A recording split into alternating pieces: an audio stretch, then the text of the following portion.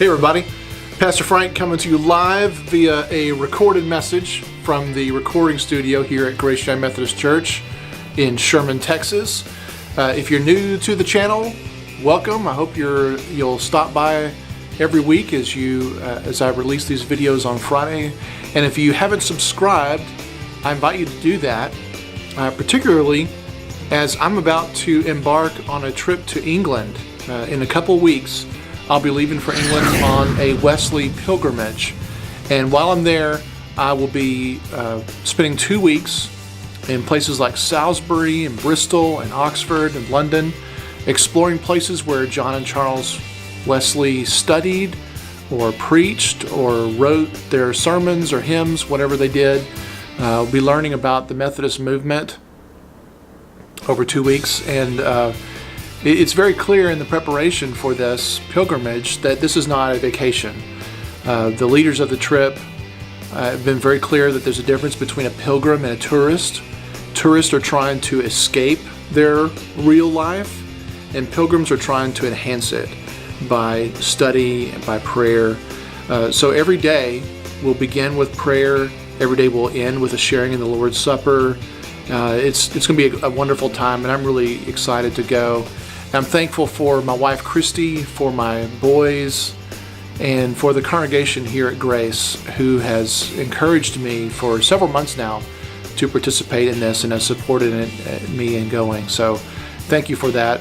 I'll be leaving in 2 weeks on the 6th of July, and you might want to write down the 22nd of July. If you're in or near Grayson County, or if you're here at Grace, make sure you come to worship that day, because, well, for one thing, it'll be VBS Sunday, so all the kids will be sharing their songs and their stories about Vacation Bible School that had just ended a few days before.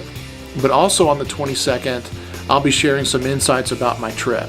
So if you haven't signed on to subscribe to this YouTube channel, make sure you do that, as I'm going to try to record a message every day while I'm traveling. But then on the 22nd, I'll be sharing all about my trip during the sermon time on that Sunday. So look forward to that.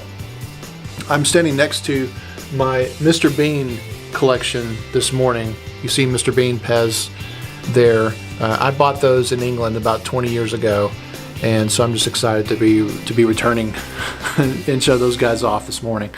As I've been studying and reading this week, I've been pulling out my iPad because I downloaded some books onto the iPad, and I just want to share with you real quickly one section about what it means to live as a United Methodist Christian, specifically in how we care for the poor and how we live out our life. So let me just read to you from this book about John and Charles Wesley.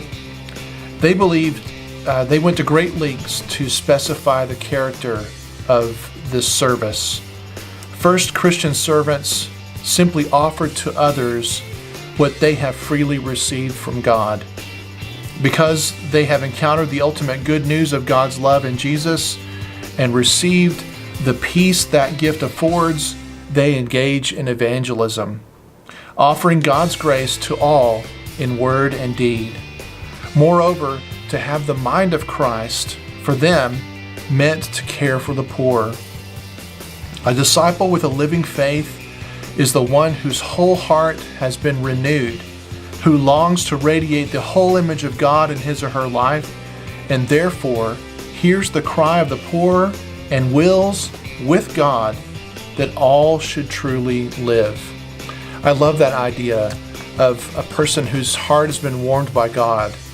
John Wesley's heart felt like his heart was truly warmed one night at Aldersgate in a worship service. And that's my prayer for you in your life, that you will experience that heartwarming renewal that the grace of Christ can give. But also to remember that being a Christian isn't just a solitary experience. It isn't just about me and Jesus in a convertible driving down the road. It's about having a heart for other people. And so as we continue to grow in our faith, may we look for the poor, may we look for those being treated unjustly, and may we be the hands and feet and voice of Christ for them, because that's part of who we are as his followers. I hope you have a great week. I'll encourage you to live out your faith and live out that heart of God in everybody that you see and meet. Take care, and we'll talk again next week.